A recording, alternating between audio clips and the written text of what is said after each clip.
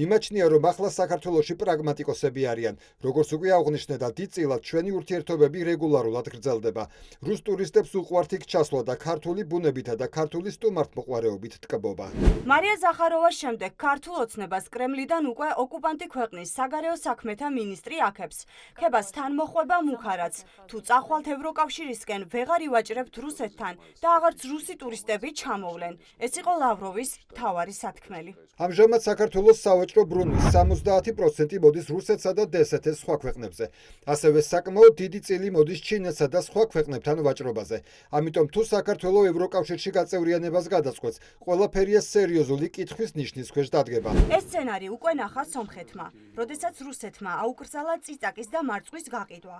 სანაცვლოდ სომხეთმა მიიღო 50 მილიონიანი евро სასწრაფო დახმარება ევროკავშირისგან. სუვერენიტეტი მარწყვზე არ იცვლება. ეს იყო ოფიციალური ერევნის მთავარი სათქმელი. თუმცა ლავროვისთვის პასუხის გაცემის დროს ქართული ოცნებისგან ასეთი სითამამე არ მოგვისმენია. ოცნება მხოლოდ მაშინ არის იერიშის განწყობაზე, როდესაც საქმე ევროკავშირს ეხება.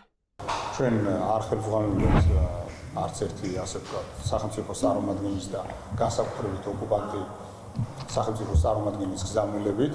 ჩვენ ხელმძღვანელობთ ჩვენი ქვეყნის სუვერენიტეტით, ქართველი ხალხის ინტერესით და რა თქმა უნდა საქართველოს სახელმწიფო ინტერესიდან გამომდინარე. აქამდე ქართულ ოცნებას აქტიურად მარია ზახაროვა აქებდა.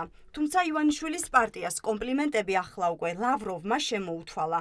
ოპოზიციას ეს ყველაფერი არ უყვირს, განსაკუთრებით იმ ფონზე, როდესაც ქართულმა ოცნებამ უარი თქვა პარლამენტში რეზოლუციით დაეგმო რუსეთის ანექსიური პოლიტიკა და ის ხელშეკრულებები და ქმედებები, რომელსაც რუსეთი დროებით ოკუპირებულ რეგიონებში განახორციელებს.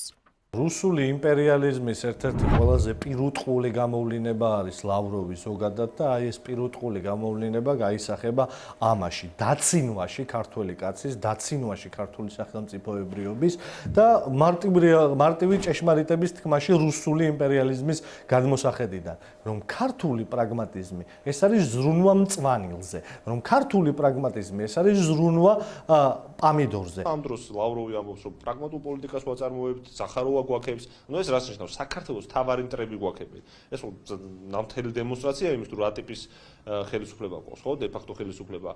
თავარი მტერი, ვინც არ ცნობს შუა ტერიტორიულ უფლებასა და სუვერენიტეტს, ვისაც გაცხადებული აქვს მიზნად, რომ ქართული სახელმწიფოებრიობა გაანადგუროს, აქებს და პრაგმატულს და სწორს უწოდებს ივანიშვილის პოლიტიკას. როგორც ხედავ, ძალიან ბედნიერი დღე გაუთენდა დღეს ქართული ოცნების რეჟიმს, იმიტომ რომ რუსეთი არის ერთადერთი ხელისუფლება, რომელიც არ იშურებს კომპლიმენტებს და სრულ ლეგიტიმაციას აძლევს ბიძინა ივანიშვილის რეჟიმს საქართველოში. რუსული ბაზარი, რომ ნელი მოქმედების ნაღმია, ეს საქართველოს წლების წინ გამოსცადა, როდესაც ქართული ღვინო, ბორჯომი და მწვანილი აკრძალეს. ამის შემდეგ ქართულ ოცნებას აფრთხილებდნენ, რომ არ შეიძლება საქართველოს იყოს დამოკიდებული ეკონომიკურად მოსკოვზე.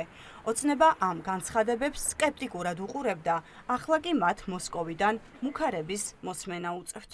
რუსეთს საერთოდ არ უნდა რომ საქართველოს ჰქონდეს საგარეო პოლიტიკა ევროკავშირთან რაიმე ტიპის ურთიერთობები და შესაბამისად რუსეთი ითხოვს საქართველოს იზოლაციას, როგორც ბელარუსში ეს მოხდა, ასე რომ რეალურად რუსეთი ითხოვს საქართველოს ბელორუსიზაციას და იქაც სოფლის მეურნეობის პროდუქციის რუსეთში გაყიდვის პრობლემები არ არის. იგივეს ითხოვს სომხეთისგან. მაშინ როდესაც ეკონომიკური დამოკიდებულება იზრდება რუსეთზე ქართლის ოცნების პირობებში, ეს კიდევ უფრო მეტ კარts აძლევს კრამს ხელში საქართველოს დასაშელად სამომავლოდ იმ შემთხვევაში თუ საქართველო დაბრუნდება ევროპულ გზაზე. კრემლიდან გაკეთებულ კომპლიმენტებს საქართველოდან მეტწილად დუმილი ხვდება, თუმცა ამ დუმილის მიღმა, როგორც ჩანს, ქართული ოცნების ყველა ქმედება კრემლისთვის სრულიად მისაღებია.